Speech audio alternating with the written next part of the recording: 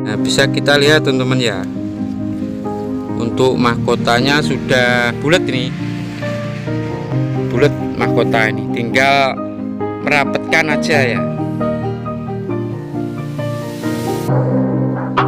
Nah, ini kebesaran cabang-cabang ini sudah terpenuhi teman-teman ya.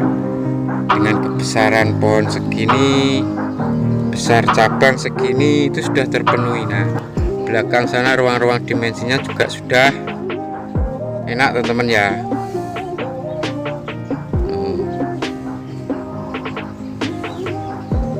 Ini kaki-kakinya teman-teman ya.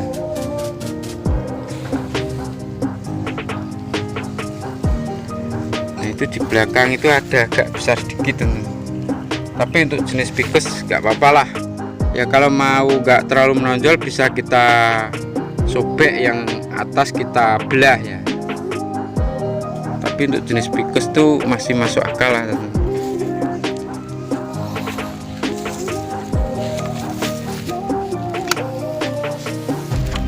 Kita lihat dari belakang ini juga bagus teman-teman ya, pohon ini kakinya juga bagus ya, keliling ya. Nah, ini dari belakang teman-teman ya. Kakinya juga bagus juga, dari seluruh penjuru enak teman-teman kakinya ya. Jadi bonsai loa ini dari dapatnya dulu teman beli itu sudah 3 tahunan saya rawat teman-teman ya. Di video-video saya sebelumnya mungkin ada ya. Dan ini dari beli itu sudah melewati tahapan atau pembesaran cabang, pemilihan. Jadi ini dulu ada, sudah saya pilih 1, 2, 3, 4 ya, 5 kalau nggak salah di sini teman. Ada kalau nggak salah 5, 6 cabang saya buang teman-teman ya. Terus ini dulu juga belum ada, ini sedikit aja.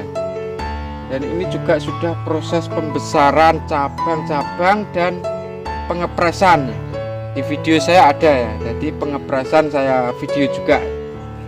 Nah, terus ini sudah melalui juga tahap akar teman-teman ya. Jadi bonsai loa ini sudah selama 3 tahun ini dari dapat itu sudah akar keliling ini sudah pernah saya pangkas ya.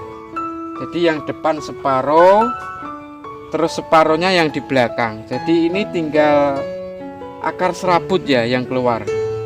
Nah, fungsinya untuk tahap akar itu nanti ketika bonsai ini mau kita naikkan pot itu kemungkinan stres atau mati itu kecil teman-teman ya. Jadi 99% hidup ini nanti ya. Itu fungsi tahap akar ya. Nah, kenapa dulu di video sebelumnya saya press?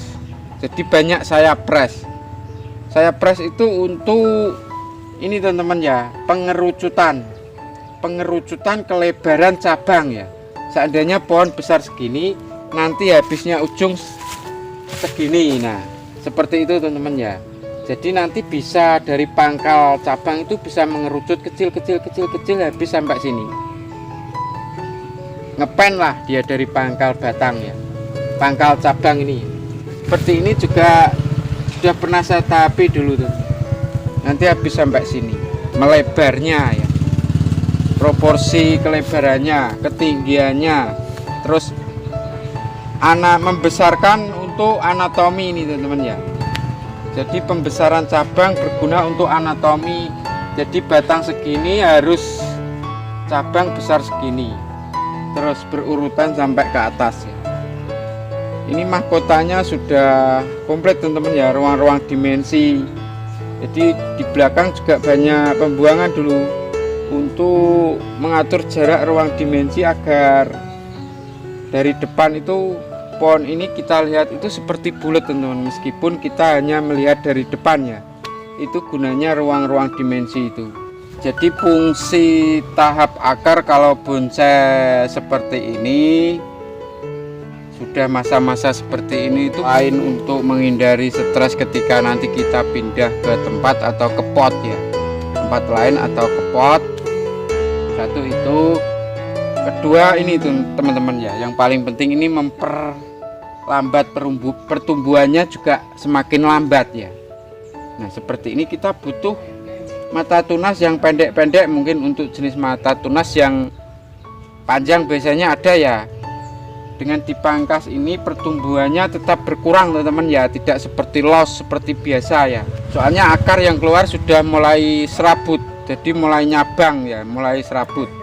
Terus lagi teman-teman ya, tahap akar ini yang lebih penting ini untuk loa ini teman-teman ya. Jadi untuk mempertua karakter batangnya. Untuk jenis loa memang kelemahannya di situ teman-teman ya, pertumbuhannya cepat jadi, tapi nanti ketika sudah jadi kita konteskan, makanya jarang ada loa yang juara ya, mungkin ya di kontes karena ini masih terlihat muda teman-teman, batang ini masih muda, cabang ini.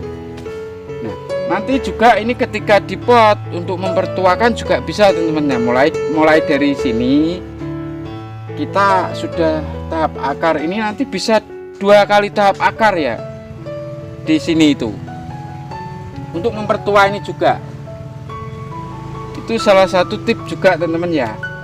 Kalau kita dipot nanti kita tinggal membuat cucu ranting atau anak ranting teman-teman ya, jadi lebih aman. Jadi banyak teman-teman mengeluh kalau bonsai loa dipot tuh mudah mati ranting. Terkadang begini teman-teman ya, mudah mati rantingnya itu mungkin satu media, mungkin kedua siramannya kurang. Jadi media kalau nggak cocok juga berpengaruh teman-teman ya, siraman kurang, mungkin pupuk ya, banyak faktornya ya. Terus begini teman-teman ya, yang saya lihat tuh rata-rata begini teman-teman, bonsai loa itu ketika dinaikkan pot itu masih dia membesarkan cabang atau anak cabang biasanya, jadi belum total jadi keseluruhannya teman-teman ya. Jadi masih perlu membesarkan cabang atau anak cabang. Jadi untuk yang sudah ranting-ranting ini dia akan kalah sama yang masih membesarkan, meloskan cabang atau anak cabang.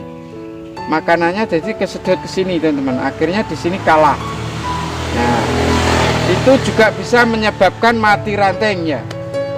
Terus penyakit teman-teman ya, bonsai loa itu lain sama bonsai lain teman-teman ya. Dia punya penyakit itu yang paling berbahaya, itu yang menempel di badannya. Itu warnanya biasanya agak kecil kemerahan, itu gepeng itu ya, hemanya itu menempelnya, itu kadang kita tidak terlihat. Nah itu yang membuat mati ranting juga teman-teman ya. Terus ketika keteduhan ya, kurang panas itu juga bisa. Jadi bonsai loa itu mintanya itu tidak full panas, tidak teduh, di sedang itu dia suka teman-teman ya. Full panas kalau siramannya cukup juga bagus teman-teman ya. Nanti dipot tipis, panasnya full, siramannya kurang, itu juga berbahaya ya, bisa mengakibatkan mati ranting juga. Jadi banyak faktornya teman-teman ya. Kita mengerjakan bonsai itu entah loa entah apa, yang penting itu nggak apa-apa kita main kawat. Memang kawat itu untuk alat bantu untuk mengarahkan pencabangannya ya, atau perantingannya. Yang penting itu bekas-bekas kawat ini setelah barang ini mau jadi itu sudah nggak ada ya teman-teman ya. Itu juga nanti mempengaruhi penilaian kalau kita konteskan, terutama di kelas-kelas yang tertinggi teman-teman ya. Kalau kelas-kelas regional, madya itu masih bisa pakai alat bantu, contohnya kawat. Tapi kalau sudah di kelas utama, kelas bintang, itu sudah harus lepas kawat teman-teman ya. Itu yang paling penting juga ya. Jadi ini untuk di anak ranting atau anak cabang ini banyak saya main cutting teman-teman. Jadi main cutting itu cuman saya potong gini aja. Saya main potong aja teman-teman ya, untuk di perantingan atau anak cabang ini ya. Kita pendekkan lagi nggak apa-apa. Ini sudah juga merapikan teman-teman ya, merapikan luka atau bekas potongan ya, kita rapikan agar nanti barang jadi itu sudah nutup kambiumnya ya. Sangat penting juga itu teman-teman. Ini masih butuh pengarahan teman-teman, nanti itu yang masih kurang besar itu nanti kita pilih lagi lah. Ini sudah kita pilih, tinggal kita merapatkan atau memang yang kurang besar kita besarkan ya teman-teman ya. Jadi jangan terburu-buru ya, sayang ya. Semua kebutuhannya kita penuhi, mulai dari anatomi, mulai dari proporsinya kita penuhi semua, mulai dari perantingannya.